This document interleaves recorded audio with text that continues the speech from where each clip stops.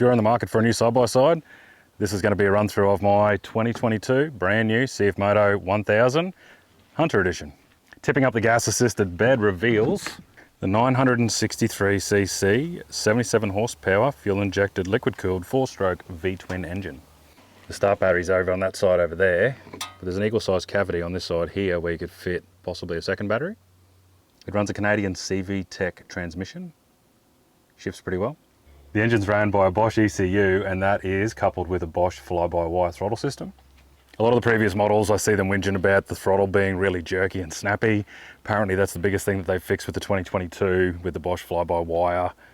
It seems pretty good. I don't really notice that it's jerky at all. It is Cvt transmission. You just don't feather it. You sort of just get into it and take off. So I'm liking it so far. No issues.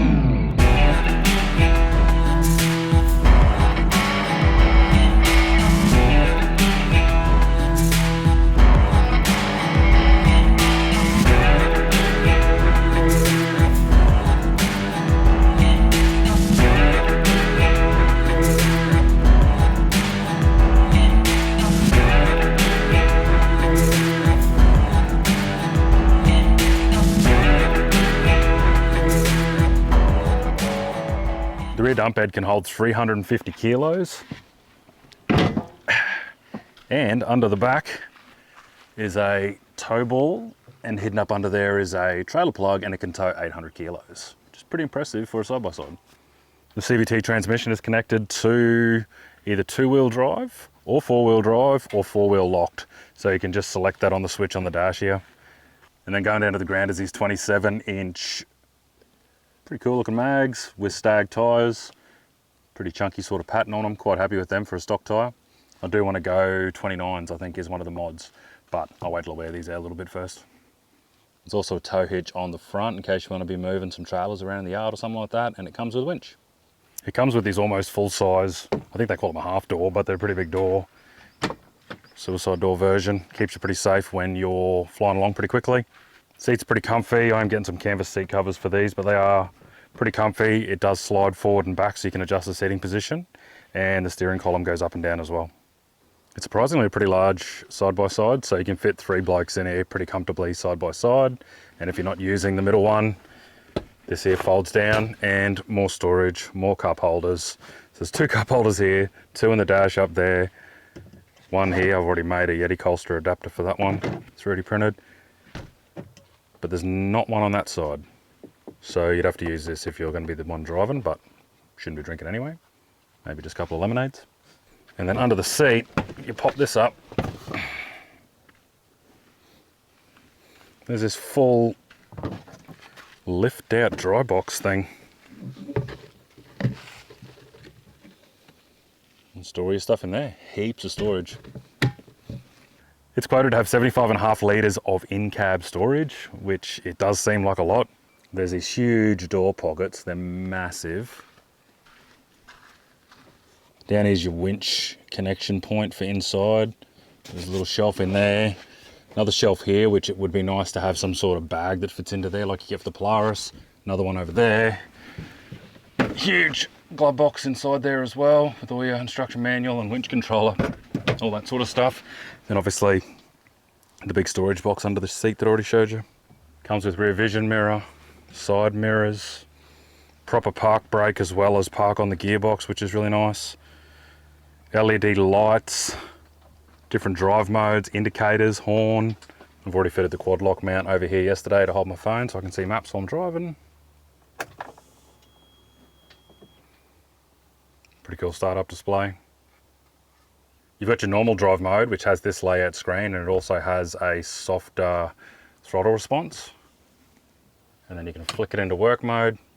The whole screen changes to a different layout, and apparently, I don't know if it's just the throttle response or whether it's a little more power as well.